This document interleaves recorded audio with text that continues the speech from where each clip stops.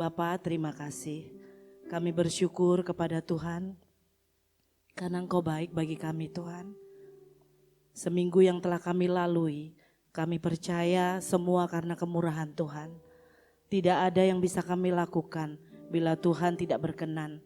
Tidak ada yang mampu kami perbuat bila Tuhan tidak menolong kami. Terima kasih Tuhan, terima kasih untuk kesetiaan Tuhan, kekuatan yang daripada Tuhan, pertolongan Tuhan, semua yang Tuhan perbuat baik adanya bagi kami. Hati kami penuh dengan ucapan syukur kepadamu Tuhan. Terima kasih Tuhan, terima kasih. Dan terima kasih Bapak pada sore hari ini Engkau pimpin kami, Engkau bawa kami ke tempat ini. Sehingga kami boleh berkumpul bersama-sama di tempat ini. Sebagai jemaat, satu hati, satu suara, kami mau memuji dan meninggikan Engkau Tuhan. Kami umat-Mu yang mengasihi Engkau Tuhan. Biarlah pada sore hari ini kami kembalikan segala hormat kemuliaan hanya bagi nama Tuhan. Biarlah ibadah pada sore hari ini hanya Engkau saja yang ditinggikan dan dimuliakan. Engkau disenangkan atas segala puji-pujian kami Tuhan. Terima kasih Tuhan, terima kasih Tuhan. Sekarang kami mau memuji Engkau dengan segenap hati kami. Kami mau bersuka cita di dalam Tuhan. Kami mau bersorak bagi Engkau Tuhan. Terima kasih Bapa, terima kasih Yesus. Kami mulai ibadah kami pada sore hari ini hanya di dalam nama Yesus Kristus. Haleluya, haleluya. Amin.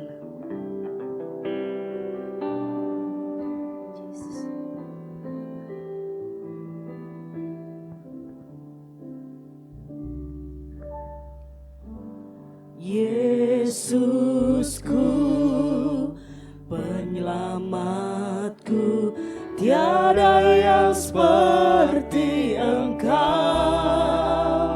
Setiap hari ku memuji keajaiban kasih-Mu.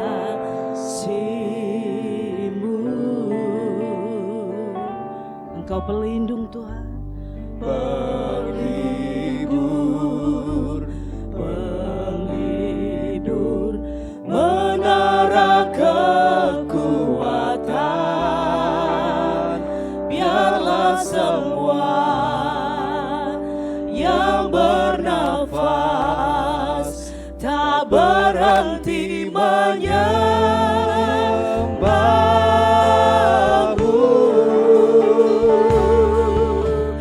Nyanyi dan bersoraklah bagi Dia, pujian, hormat, kuasa bagi Raja. Gunung tunduk, laut bergelora, mendengar nama-Mu. Ku bersuka atas perbuatan-Mu, selamanya ku kasih Engkau Tuhan. Tiada janji seperti yang ada padamu. Mari kita sekali lagi sama-sama katakan, Yesusku, penyelamatku, tiada yang seperti Engkau. Setiap hari ku memuji keajaiban kasih-Mu.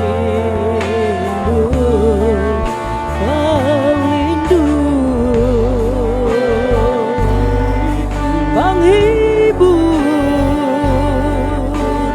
menara kekuatan.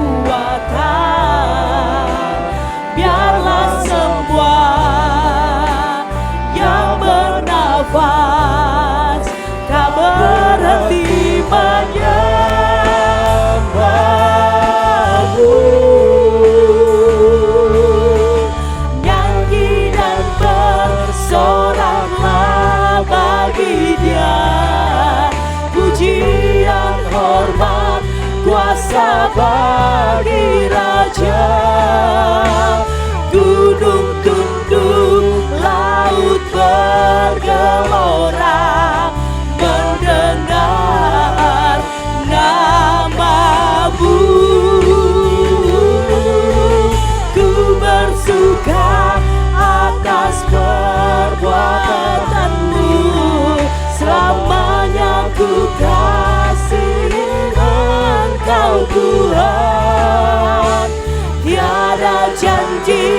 seperti yang ada padamu. Mari sama-sama katakan jemaat Tuhan. Nyanyi dan bersoraklah bagi Dia, pujian, hormat, kuasa bagi Raja. Gunung tunduk, laut bergelora mendengar namamu. Ku bersuka atas perbuatanmu, selamanya ku kasih Engkau Tuhan. Tiada janji seperti yang ada padamu.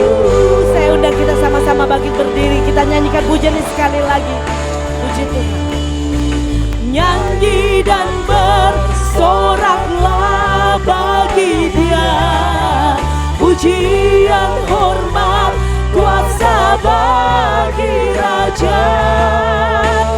Gunung tunduk, laut bergelora mendengar namamu. Ku bersuka atas perbuatanmu, selamanya ku kasihi Engkau Tuhan. Tiada janji seperti yang ada tiada janji seperti yang ada. Sekali lagi katakan tiada janji seperti yang ada padamu. Mari berikan pujian kita yang terbaik bagi Tuhan. Haleluya, haleluya, haleluya, puji Tuhan, haleluya. Ya, puji nama Tuhan, kita diberkati Tuhan. Terbukti Tuhan memberikan kepada kita kesempatan hari ini. Dan seminggu sudah kita lalui dengan segala macam warna kehidupan kita. Ada yang dalam pergumulan, ada yang dalam sukacita, ada yang dalam duka cita. Tapi kita merasakan hari ini, itu semua karena Tuhan, sehingga kita boleh ada sampai dengan saat ini. Bapak Ibu Saudaraku yang kasih Tuhan, hari ini kita belajar mengenai satu tema Ebenezer. Ya, Ebenezer, kita buka di dalam 1 Samuel 7 ayat 1 sampai dengan yang kelima. Tolong dibacakan 1 Samuel 7 ayat 1 sampai dengan yang kelima untuk kita mengerti makna dari kata Ebenezer ini. 1 Samuel 7 ayat 1 sampai dengan 5. Demikian bunyi firman Tuhan. Lalu orang-orang Kiryat Yearim datang. Mereka mengangkut tabut Tuhan itu dan membawanya ke dalam rumah Abinadab yang di atas bukit. Dan Eliezer anaknya, mereka kuduskan untuk menjaga tabut Tuhan itu. Sejak saat tabut itu tinggal di Kiryat Yearim, berlalulah waktu yang cukup lama, yakni 20 tahun, dan seluruh kaum Israel mengeluh kepada Tuhan. Lalu berkatalah Samuel kepada seluruh kaum Israel demikian, jika kamu berbalik kepada Tuhan dengan segenap hati, maka jauhkanlah para allah asing dan para asitoret dari tengah-tengahmu, dan tujukan hatimu kepada Tuhan, dan beribadahlah hanya kepadanya, maka ia akan melepaskan kamu dari tangan orang Filistin. Kemudian orang-orang Israel menjauhkan para Baal dan para asitoret dan beribadah hanya kepada Tuhan. Lalu berkatalah Samuel, kumpulkanlah segenap orang Israel ke Mispa, maka aku akan berdoa untuk kamu kepada Tuhan. Amin. Bapak Ibu Saudaraku, hari ini sampai dengan sekarang ya, setelah tanggal 7 Oktober, serangan dari Hamas ke Israel dan menyebabkan pembalasan Israel ke Hamas. Kisah yang hampir sama pada saat itu adalah peperangan Israel melawan Filistin. Kalau kita melihat di dalam 1 Samuel 4 ayat 1 sampai dengan yang ketiga, setelah Israel kalah perang melawan Filistin di Ebenezer. Jadi ini adalah satu kisah bagaimana kekalahan itu menyebabkan 4.000 orang prajurit Israel tewas. Dan kemudian mereka berkata, tabut perjanjian harus diambil di Silo. Dan kemudian mereka mengambilnya. Tapi justru karena tabut perjanjian itu kemudian diambil, mereka sangat optimis bisa memenangkan peperangan. Tapi justru kemudian mereka kalah dengan adanya tabut itu. Sehingga 30.000 orang prajurit Israel, orang yang berperang mati pada saat adanya tabut perjanjian itu. Sehingga mereka mengeluh. Tolong dibaca 1 Samuel 4 ayat 1 sampai dengan yang ketiga. Ini adalah kisah sebelum sampai kepada pasal yang ketujuh. Lalu orang-orang Kiryat Yerim datang, mereka mengangkut tabut itu dan membawanya ke rumah Abinadab yang di atas bukit, dan Eleazar anaknya mereka kuduskan untuk menjaga tabut itu. Ya. Jadi ada satu kisah bagaimana tabut itu mereka yakini dapat mampu membawa kemenangan. Tapi ternyata tidak. Justru kekalahan yang lebih besar daripada sebelum adanya tabut. Ya, tolong dibacakan 1 Samuel 4 ayat yang ke-1 sampai dengan yang ketiga. 1 Samuel 4 ayat 1 sampai dengan 3. Tabut Tuhan dirampas. Dan perkataan Samuel sampai ke seluruh Israel.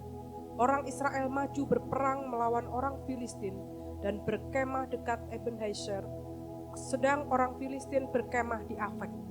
Orang Filistin mengatur barisannya berhadapan dengan orang Israel. Ketika pertempuran menghebat, terpukullah kala orang Israel oleh orang Filistin yang menewaskan kira-kira 4.000 orang di medan pertempuran itu. Ketika tentara itu kembali ke perkemahan, berkatalah para tua-tua Israel, "Mengapa Tuhan membuat kita terpukul kalah oleh orang Filistin pada hari ini? Marilah kita mengambil dari Silo tabut perjanjian Tuhan, supaya ia datang ke tengah-tengah kita dan melepaskan kita dari tangan musuh kita." Amin. Bapak, Ibu, dan saudaraku, sesuatu yang tidak dimengerti oleh orang Israel pada saat itu adalah hal yang pokok, penyebab permasalahan pokoknya. Ya. Mereka meninggalkan Tuhan. Ini permasalahan pokoknya yang tidak mereka selesaikan. Sehingga mereka kalah. Karena mereka tidak menyelesaikan pokok permasalahan itu, kemudian mereka menutupinya dengan, kenapa kita kalah? Oh, karena tabut perjanjian tidak ada di tengah-tengah kita. Ambil tabut perjanjian di Silo. Mereka ambil.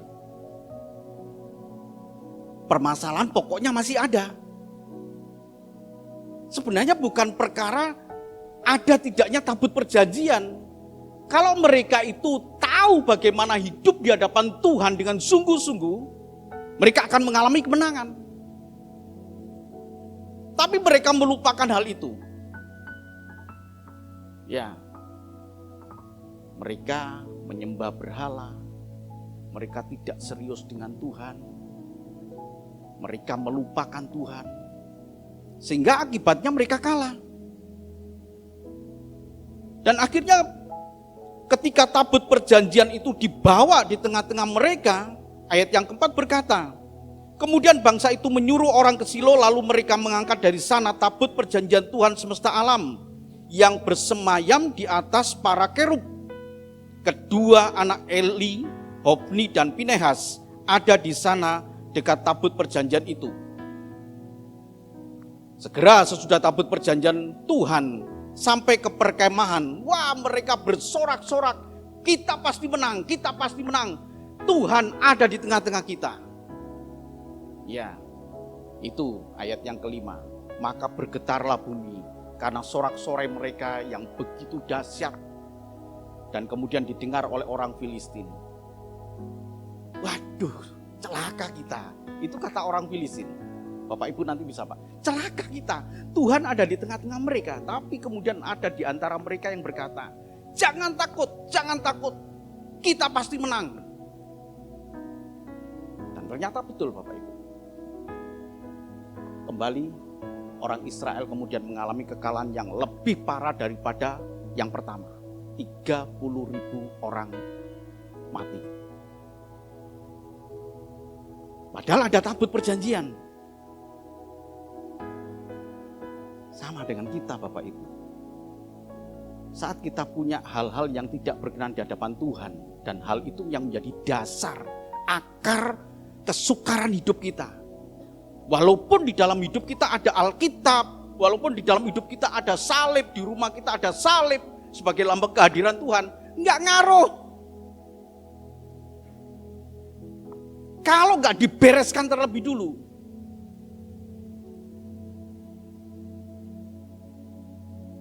Sehingga kalau kita lihat di sini, mereka bertanya di dalam ayat yang ketiga ini, ya 1 Samuel 4, mengapa kita kalah? Mengapa Tuhan membuat kita terpukul kalah oleh orang Filistin pada hari ini? Tapi saya baca terus Bapak Ibu. Tuhan izinkan kekalahan. Tuhan izinkan kekalahan pada bangsa Israel. Tetapi sesungguhnya ketika mereka berbalik di dalam kekalahan yang mereka alami itu, ada pekerjaan Tuhan yang tidak dilihat oleh orang Israel, yang tidak dipahami oleh orang Israel karena larut dalam kekalahan.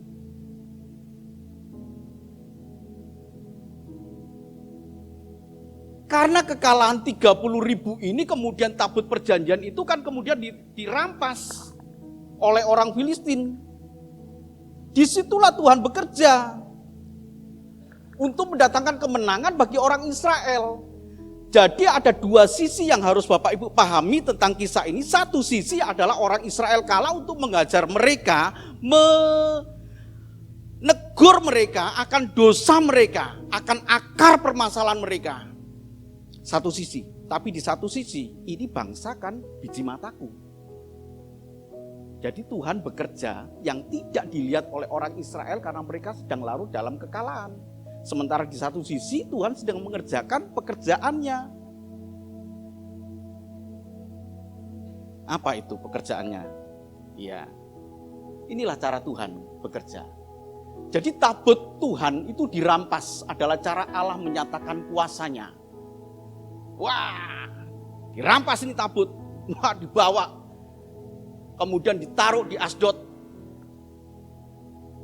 Ketika ditaruh di Asdod, di situ ada kuil namanya Dagon, taruh di situ. Ada dewa Dagon, kemudian tabut perjanjian ditaruh di situ.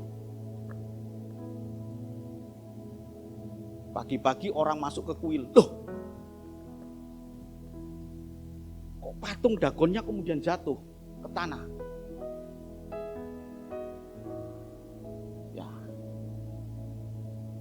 Mereka kemudian takut karena selain patung Dagon ini kemudian ditambah dengan penyakit yang melanda orang-orang di Asdod itu, yaitu ada borok-borok. Wah, bawa ini, bawa dia. Tabut perjanjian bawa. Perhatikan Bapak Ibu, orang Israel kalah, tapi di satu sisi Tuhan bekerja untuk mendatangkan kemenangan, untuk membuktikan bahwa Allah yang kita sembah, yang mungkin dalam kehidupan kita merasa kalah. Allah yang kita sembah itu Allah yang sungguh dahsyat Bapak Ibu. Iya. Sama kan mereka di dalam orang Israel nggak tahu karena mereka sudah larut dalam kekalahan. Kenapa Tuhan membuat kalah? Tapi dalam perjalanan tabut perjanjian di tangan musuh, justru Tuhan mendatangkan kuasanya. Ya. Kadang dalam kekalahan ini kita tidak menyadari. Saya ingin menyampaikan begini Bapak Ibu. Ketika Bapak Ibu dalam keadaan kekalahan, ketika Bapak Ibu sedang dalam keadaan kesukaran, ketika dalam keadaan yang mengalami beban berat, jangan kemudian kita menghilangkan dalam pikiran kita Allah nggak sanggup. Allah tidak mampu. Allah sanggup. Ini hal yang tidak dilihat oleh orang Israel, bagaimana pekerjaan Tuhan di Asdod ini. Kemudian dia timbul borok-borok dan kemudian ditaruh di Gad, pindahkan ke Gad. Sama, di Gad pun juga mereka mengalami borok-borok ini Bapak Ibu. Pindahkan ke Akron. Wah, tetap mereka mengalami kegemparan karena adanya tabut perjanjian itu. Sampai kemudian mereka berkata, nah ini Bapak Ibu, harus kita kembalikan ini. Ya, harus kita kembalikan, kumpulkan tua-tua dari orang musuh itu. Ini bagaimana ini? Kembalikan aja. Tapi kemudian tua-tua itu berkata, nggak boleh mengembalikan begitu saja. Harus ada membayar tebusan salah. Harus disertakan persembahan untuk mengantar tabut perjanjian ini kepada orang Israel. Waduh Bapak Ibu, orang Israel nggak ngerti. Jadi mereka menganggap Tuhan, kenapa kita kalah? Kenapa Tuhan membuat kita kalah? Bukan itu pokok permasalahan. Kenapa hidupmu yang jauh dari Tuhan? Hari ini kita belajar Bapak Ibu untuk tetap makin dekat dengan Tuhan. Amin. Makin dekat dengan Tuhan. Saat kita kalah, jangan kemudian kita berkata, Tuhan kenapa kau jauh ya? Nah, Tuhan kita tetap dahsyat Bapak Ibu. Tuhan kita luar biasa hebatnya. Luar biasa hebatnya. Ya. 1 Samuel 6 ayat 3, 8, dan 17. Untuk kita mengetahui bagaimana pekerjaan Tuhan yang tidak dilihat oleh orang-orang Israel. 1 Samuel 6 ayat 3. Lalu kata mereka, apabila kamu mengantarkan tabut Allah Israel itu, maka janganlah kamu mengantarkannya dengan tangan hampa, melainkan haruslah kamu membayar tebusan salah kepadanya. Maka kamu akan menjadi sembuh dan kamu akan mengetahui mengapa tangannya tidak undur daripadamu. Ayat yang ke-8. Kemudian ambillah tabut Tuhan, muatkanlah itu ke atas kereta, dan letakkanlah benda-benda emas yang harus kamu bayar kepadanya sebagai tebusan salah ke dalam suatu peti di sisinya, dan biarkanlah tabut itu pergi. Ayat yang ke-17. Inilah benjol-benjol emas yang dibayar orang Filistin kepada Tuhan sebagai tebusan salah dari Asdod 1, dari Gaza 1, dari Askelon 1, dari Gad 1, dari Ekron 1. Ya, kalau Bapak Ibu baca di situ, itu ada lagi tikus-tikus emas. Wah, tikus-tikus emas, tahu ya? Menurut jumlah segala kota orang Filistin kepunyaan kelima raja kota itu. Tikus-tikus emas ini pada waktu tabut perjanjian itu ada di mereka. Pertanian mereka tuh hancur oleh karena tikus-tikus merusak tanaman, dan kemudian mereka membuat emas, tikus dari emas itu kemudian dimasukkan ke dalam peti. Yang tadi Bapak Ibu lihat ya, berapa satu peti untuk ini dari Gad, dari untuk membayar tebusan salah. Bayangkan orang Israel ketika duduk-duduk dalam keadaan kekalahan itu, tiba-tiba kemudian datang tabut perjanjiannya di situ. Wah, diiringi dengan membayar tebusan salah. Sehingga di dalam 1 Samuel 7 ini kemudian mereka disadarkan akan akar permasalahannya. Disadarkan tentang pokok masalah sehingga mereka bisa kalah. Bukan karena tabut perjanjian itu ada di Silo. Bukan karena tabut perjanjian tidak ada di tengah-tengah mereka. Tapi pokok permasalahannya pada ayat yang kedua. Ya, mari kita coba lihat. Sejak saat tabut itu tinggal di Kiryat Yerim, berlalulah waktu yang cukup lama, yakni 20 tahun, dan seluruh kaum Israel mengeluh kepada Tuhan. Diantar nih tabut perjanjiannya, taruh situ. Mereka belum merasakan pokok permasalahannya sampai dengan 20 tahun Bapak Ibu. 20 tahun mereka tidak mengalami panen yang besar. 20 tahun mereka tidak mengalami tangan Tuhan yang memberkati mereka. Ditekan kerja mereka. Walaupun di situ sudah ada persembahan tebusan salah dari musuh. Sampai akhirnya 20 tahun lamanya mereka mengalami keadaan mengeluh kepada Tuhan. Baru kemudian Samuel berkata kepada seluruh kaum Israel, jika kamu berbalik kepada Tuhan dengan segenap hati, maka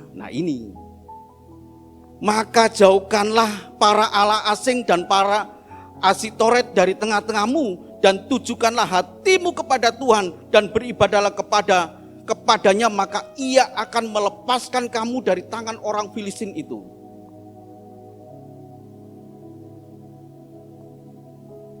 Bapak Ibu Saudaraku yang kasih Tuhan, tabut perjanjian kembali, tapi tetap mereka tidak hidup di dalam berkat Tuhan yang berkelimpahan.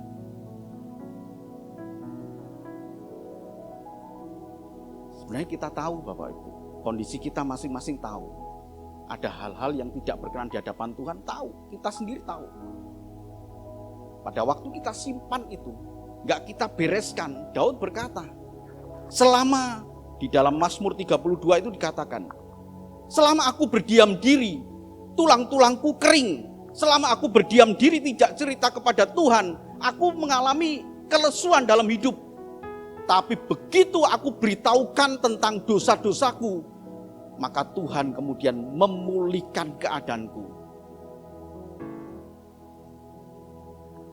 Bapak Ibu Saudaraku, ya, mungkin ada seperti kejadian di dalam 1 Samuel 7 ini. Sudah lama kita menyimpan. Sudah lama kita tidak bereskan. Sudah lama hal itu terjadi sehingga kita mengeluh kepada Tuhan. Hari ini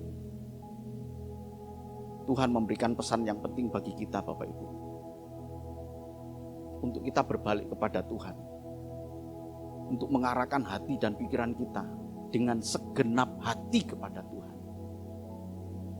Dengan segenap hati. Kita tidak punya para Allah asing dalam hidup kita. Kita tidak punya Asitoret. Tapi kita punya hal-hal yang tidak berkenan di hadapan Tuhan yang kita jadikan Allah berhala.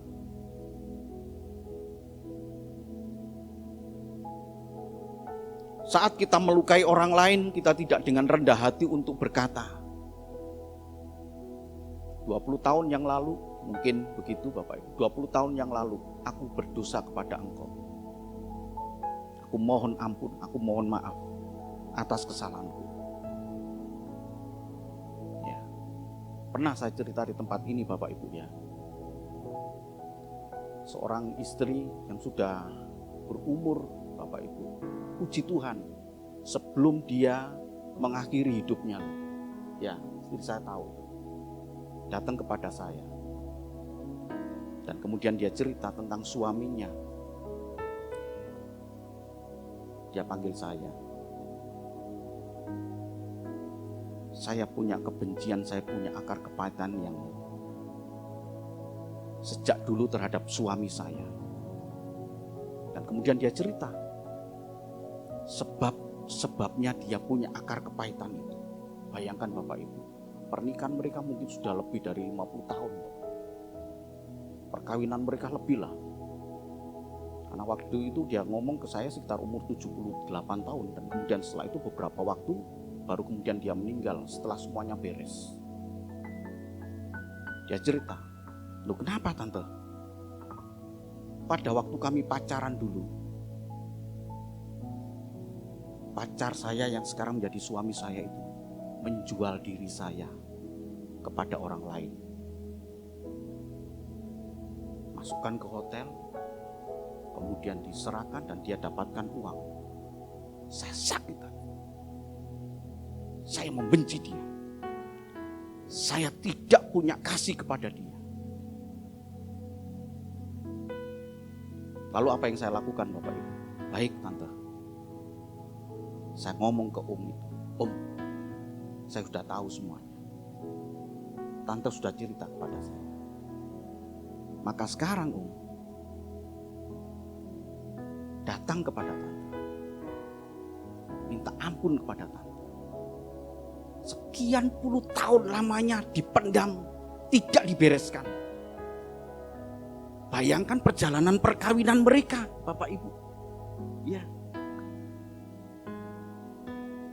Karena ada sesuatu akar kepahitan, ada suatu hal yang tidak dibereskan. Dan kemudian Om ini kemudian memeluk istrinya, minta maaf. Terjadi pemulihan dan saya berdoa buat mereka. Hari ini, Tante mengampuni, sekarang saya sudah mengampuni. Om minta ampun dengan tulus, betul-betul dengan dalam hati itu ya. Iya. Gak berapa lama lah, kemudian saya dapat kabar dia dipanggil Tuhan. Tantenya dulu ya, tante dulu dipanggil Tuhan. Tapi sudah beres semua. Dan setelah itu menyusul omnya yang dipanggil Tuhan. Nah Bapak Ibu Saudaraku yang kasih Tuhan, mungkin kisah ini mirip dengan kehidupan di antara kita. Bereskan itu. Bereskan. Supaya kita mengalami kemenangan. Di satu sisi Tuhan bekerja untuk kita untuk menyatakan kuasa Tuhan yang hebat. Bayangkan ya, orang Israel diam-diam kemudian tahu tabut perjanjian itu pulang. Harusnya kan celik, matanya terbuka, dahsyat Tuhan ini. Tapi mereka tidak punya hak semacam itu, tidak punya pemikiran semacam itu. 20 tahun lamanya tabut perjanjian itu ada di situ, tapi mereka tidak membuka hati dan bertobat kepada Tuhan. Sampai akhirnya Samuel berkata, baliklah, berbaliklah kepada Tuhan.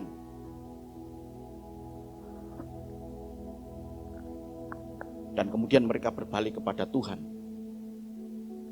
Apa yang terjadi Bapak Ibu? Ayat yang keempat berkata kemudian orang-orang Israel menjauhkan para Baal dan para Asitoret dan beribadah hanya kepada Tuhan. Lalu berkatalah Samuel mengumpulkan segenap orang Israel di Mizpah. Nah ini akan kita lihat. Ada apa di Mizpah? Kenapa mereka berkumpul di Mizpah? Maka aku akan berdoa untuk kamu kepada Tuhan. Pertanyaannya hari ini Bapak Ibu. Apakah saat ini saudara dan saya mengalami kekalahan? Kalau kita mengalami kekalahan, mari coba kita lihat. Ya, dari kekalahan akan menuju kepada kemenangan. Kita ingin menang, Bapak Ibu. Kita ingin menang. Kita ingin mengalami sukacita yang besar dalam Tuhan. Tapi maukah kita berkumpul di Mizpah? Ada apa di Mizpah ini? Ya, 1 Samuel 7 ayat yang kelima. Tadi sudah dibaca 1 Samuel 7 ayat yang kelima. Mereka disuruh minta ke kumpul di Mizpah. Dan kita lihat, ada apa di Mizpah ini? 1 Samuel 10 ayat yang ke-17. 1 Samuel 10 ayat yang ke-17. Kemudian Samuel mengerahkan bangsa itu ke hadapan Tuhan di Mizpah. Ya. Ada apa? Mizpah adalah tempat kudus yang biasa suku-suku berkumpul menghadap Tuhan. Hakim-Hakim 20 ayat yang pertama. Enggak usah kita baca Bapak Ibu. Tapi itu adalah tempat yang biasa mereka ayo kumpul. Kemudian menghadap Tuhan. Di mana Bapak Ibu biasa kumpul menghadap Tuhan? Halo? Di mana Bapak Ibu biasa kumpul menghadap Tuhan? Di mana Mizpah Bapak Ibu? Enggak harus di gereja. Enggak harus di gereja. Tapi gereja adalah salah satu Mizpah yang Bapak Ibu punya. Tapi Mizpah-Mizpah yang lain Bapak Ibu ada dimanapun berada, tetap kita datang kepada Tuhan, menghadap Tuhan. Amin. Miliki Mizpah adalah tempat yang biasa. Mereka berkumpul di situ. Mereka tahu setelah mereka mengalami keluh kesah selama 20 tahun dan kemudian mereka berbalik, mereka menghadap Tuhan. Arti Mizpah ini adalah kawalan, penjagaan. Jadi Bapak Ibu, di Mizpah itu mereka merasa aman karena ada Tuhan. Walaupun kita sangat mengerti Tuhan ada di mana-mana, omnipresent. Tuhan ada di mana-mana. Ya. Tapi orang Israel pada saat itu memang secara hurufiah, secara jasmani ya, kalau ada tabut perjanjian, ada kemah pertemuan, itu melambangkan Tuhan hadir di situ. Termasuk kota-kota ya, ada Mispa yang artinya kawalan. Mispa itu penjagaan, merasa aman karena dijaga Tuhan, karena Tuhan ada, aman di situ. Mispa yang utama dalam hidup kita adalah Matius 11 ayat 28. Ya. Sungguh indah Bapak Ibu. Jadi connect ya Mispa dengan melambangkan Tuhan Yesus ternyata itu. Tolong dibaca Matius 11 ayat yang ke-28. Matius 11 ayat yang ke-28. Marilah kepadaku semua yang letih lesu dan berbeban berat, aku akan memberi kelegaan kepadamu. Marilah kepadaku semua yang letih lesu dan berbeban berat, aku akan memberikan kelegaan kepadamu. Jangan lari ke karaoke Bapak Ibu. Jangan lari ke tempat-tempat wisata yang merasakan aku merasa tenang di sini. Ya nggak apa-apa tempat wisata, tapi di situ Bapak Ibu mengaku di hadapan Tuhan, berdoa di hadapan Tuhan.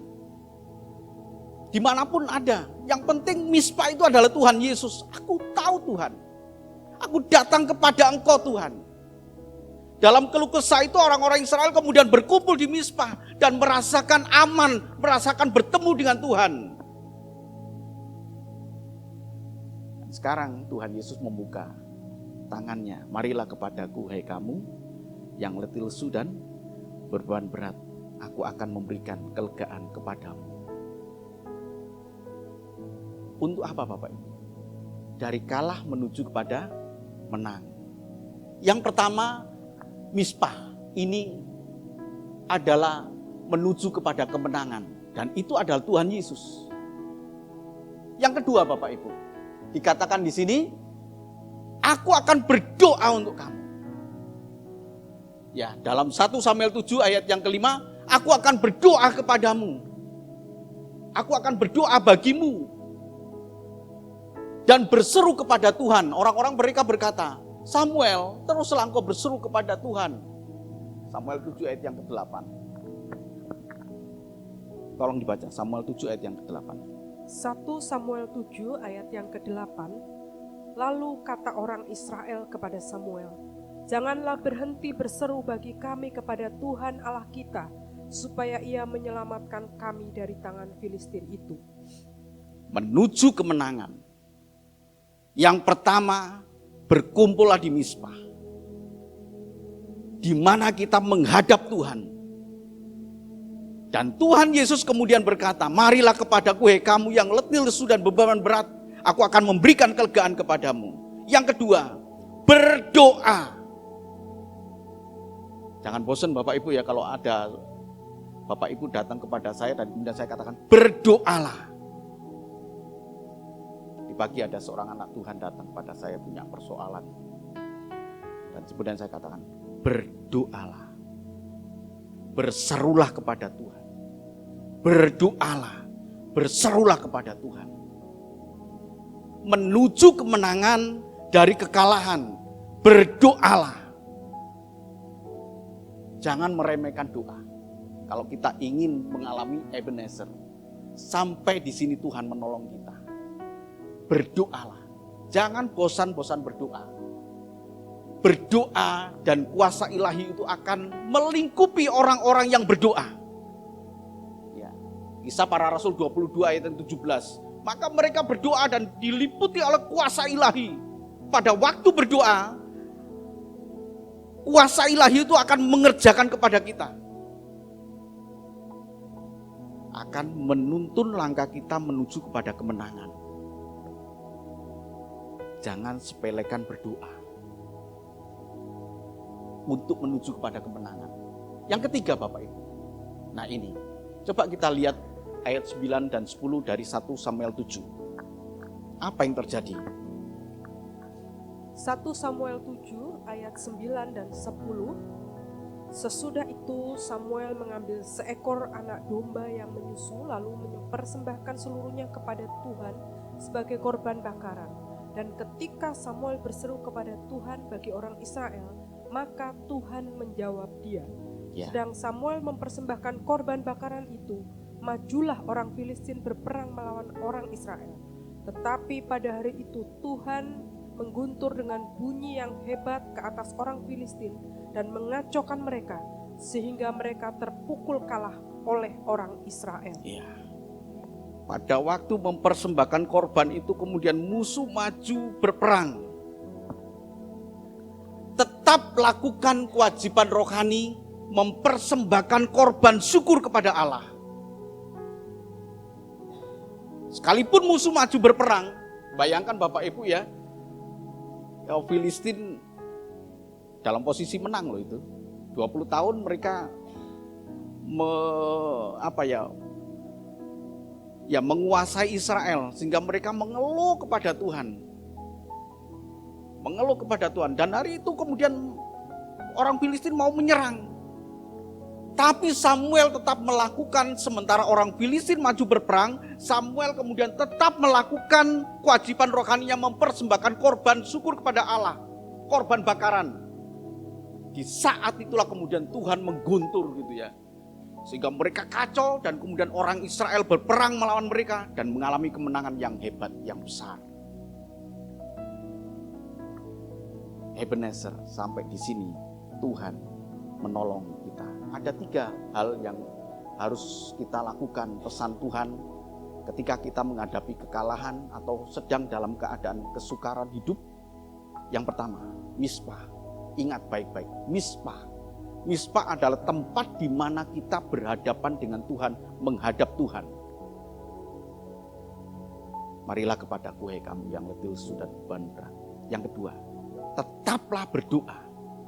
Jangan kendor sekalipun belum terlihat pertolongan Tuhan. Jangan kendor, berdoa kepada Tuhan. Dan yang ketiga, tetap lakukan kewajiban rohani kita. Sekalipun musuh menyerang, Tuhan akan bekerja. Nah, Bapak, Ibu, dan Saudaraku, di bagian akhir dari pesan Tuhan ini, mari coba kita lihat 1 Samuel 7 ayat 11 sampai dengan yang 12. Ya, 1 Samuel 7 ayat 11 sampai dengan 12 dikatakan demikian. Keluarlah orang Israel dari Mizpah ketika mereka bertemu dengan Tuhan di sana. Dan pada saat itulah kemudian orang Filistin menyerang, mengejar orang Filistin itu dan memukul mereka kalah sampai hilir Betkar. Kemudian Samuel mengambil sebuah batu dan mendirikannya antara Mizpah dan Yesana. Ia menamainya Ebenezer, katanya, sampai di sini Tuhan menolong kita. Pertanyaannya Bapak Ibu, mengapa sampai di sini Tuhan menolong kita? Kenapa sampai di sini Tuhan menolong kita? Agar kita pergi menghadap Tuhan di Mizpah, agar kita berdoa berseru, agar kita tetap mempersembahkan korban syukur kepada Tuhan, sehingga setiap langkah hidup kita sampai di sini Tuhan menolong kita. Terus menerus begitu Bapak Ibu. Rotasinya begitu. Ya, menghadap Tuhan di Mizpah, berdoa, mempersembahkan korban, terus begitu. Ada persoalan, sampai di sini Tuhan menolong kita, sampai di sini Tuhan menolong kita. Dan Tuhan akan tetap menolong kita. Amin. Tuhan tetap akan menolong kita Bapak Ibu.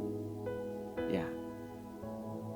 Dalam kekalahan kita, Tuhan sudah membuktikan bahwa Dia Tuhan yang maha dahsyat, yang tetap harus kita andalkan sekalipun kita dalam keadaan kekalahan.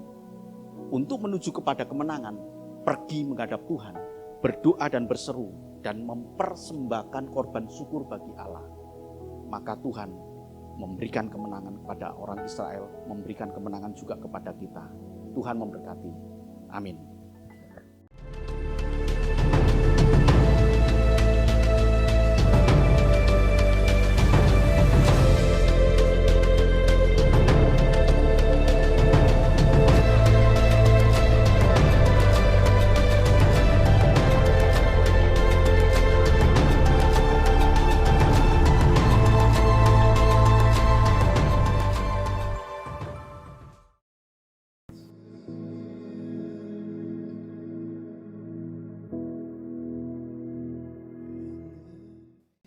Bapa yang baik, kami sungguh bersyukur kepada Engkau Tuhan. Anugerah-Mu Tuhan Kau berikan, yaitu kesempatan yang begitu indah untuk kami datang beribadah, mengucap syukur kepada Engkau Tuhan dan merasakan betapa baiknya Engkau Tuhan. Di dalam kesukaran-kesukaran hidup kami, bahkan mungkin di dalam kekalahan-kekalahan hidup kami Tuhan, Engkau ada dan sedang bekerja untuk memulihkan dan memberikan kepada kami Tuhan kehidupan yang terbaik. Kami yakin percaya Tuhan, tidak selama-lamanya orang benar Kau biarkan jatuh Tuhan. Ampuni kami jika semuanya itu karena kebodohan kami, karena kesalahan kami, karena kebebalan kami yang membiarkan hal-hal yang tidak berkenan itu terus menguasai hidup kami tanpa kami membereskan hal itu Tuhan. Hari ini kami memperoleh kemenangan Ebenezer, sampai di sini Tuhan menolong kami Tuhan. Terima kasih Tuhan. Di tangan kami ada roti sebagai lambang tubuh Tuhan dan anggur sebagai lambang darah Kristus yang sebentar akan kami makan dan minum. Terima kasih Tuhan, dan inilah kebenaran firman Tuhan yang mengantar kami untuk bersekutu dengan tubuh dan darah Tuhan. Sebab apa yang telah kuteruskan kepadamu telah aku terima dari Tuhan, yaitu bahwa Tuhan Yesus pada malam waktu Ia diserahkan mengambil roti, dan sudah itu Ia mengucap syukur atasnya. Ia memecah-mecahkannya dan berkata, inilah tubuhku yang diserahkan bagi kamu.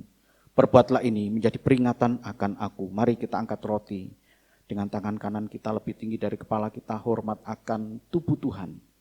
Bukankah roti yang kita pecah-pecahkan adalah persekutuan dengan tubuh Kristus? Tubuh Kristus. Dalam nama Tuhan Yesus, kita makan tubuh Tuhan ini.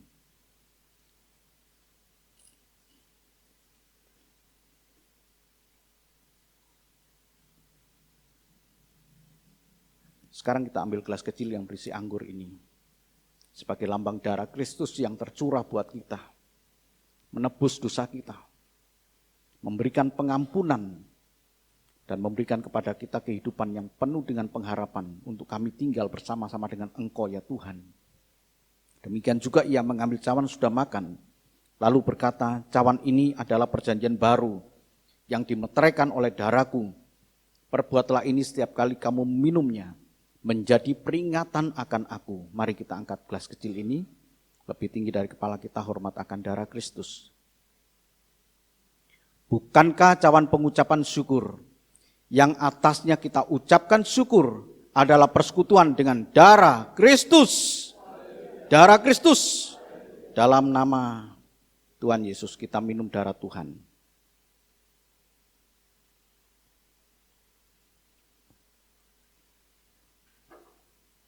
Kami memuji kebesaran-Mu Tuhan.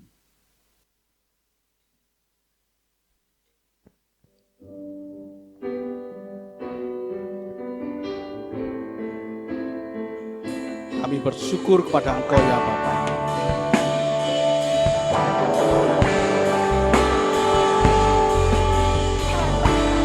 Kami memuji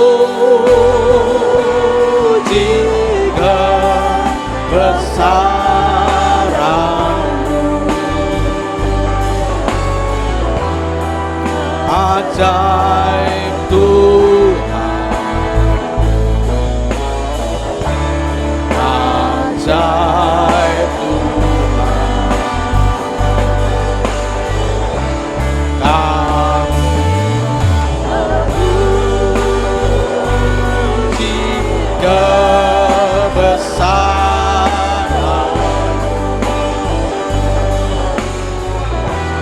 ajaib Tuhan,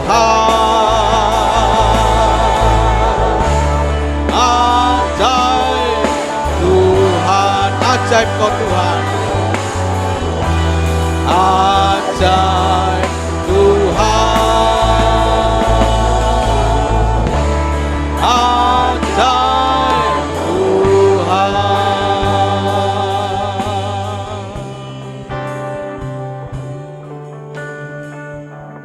Kita tundukkan kepala, mari kita satu di dalam doa. Karena itu berdoalah demikian. Bapa kami yang di surga, dikuduskanlah namamu, datanglah kerajaanmu, jadilah kehendak-Mu, di bumi seperti di surga. Berikanlah kami pada hari ini makanan kami yang secukupnya, dan ampunilah kami akan kesalahan kami, seperti kami juga mengampuni orang yang bersalah kepada kami. Dan janganlah membawa kami ke dalam pencobaan, tetapi lepaskanlah kami daripada yang jahat, karena Engkaulah yang mempunyai kerajaan dan kuasa dan kemuliaan sampai selama-lamanya. Amin. Terima kasih Tuhan. Terima kasih Tuhan. Dalam nama Yesus, terima kasih Tuhan.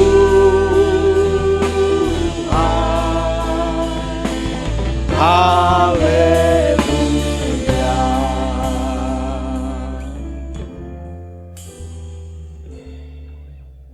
Bapak Ibu yang sangat dikasihi Tuhan, terimalah segala berkat ini. Berkat dari Allah Bapa di surga, kasih dan cinta Tuhan kita Yesus Kristus anak yang tunggal, dan penghiburan kekuatan dari kuasa Roh Kudus menyertai kita mulai saat ini, esok bahkan sampai Maranatha Tuhan Yesus datang menjemput kita. Dia Allah yang sungguh baik, Dia Allah penolong kita, Dia Allah yang memberkati kita, Dia Allah yang melindungi kita, Dia juga Allah yang menyinari kita dengan wajahnya dan memberikan kepada kita kasih karunia. Dia Allah yang menghadapkan wajahnya kepada kita dan memberikan damai sejahtera. Bapa dalam kerajaan surga, hamba berdoa buat anak-anak-Mu yang beribadah pada saat ini, baik ibadah online maupun ibadah di tempat ini Tuhan. Engkau memberkati dalam rumah tangganya, Engkau memberkati dalam usaha pekerjaannya, Engkau memberkati dalam kehidupan keluarganya Tuhan. Engkau memberkati juga anak-anak-Mu yang tengah pendidikan sekolahnya, Engkau memberkati mereka Tuhan. Dan kami yakin dan percaya, dimanapun mereka berada, menjadi saluran berkat bagi orang lain karena Tuhan yang sudah memberkati terlebih dulu. Terima kasih ya Bapa, terima kasih, hormat kemuliaan hanya bagi-Mu. Di dalam nama Tuhan kami Yesus Kristus, kami sudah berdoa dan mengucap syukur. Semua yang percaya mengatakan amin. Tuhan memberkati. Tiada janji seperti yang ada, Pak. Tiada janji seperti yang ada. Sekali lagi katakan tiada janji seperti yang ada padamu. Mari berikan pujian kita yang terbaik bagi Tuhan. Haleluya, haleluya, haleluya, puji Tuhan. Haleluya.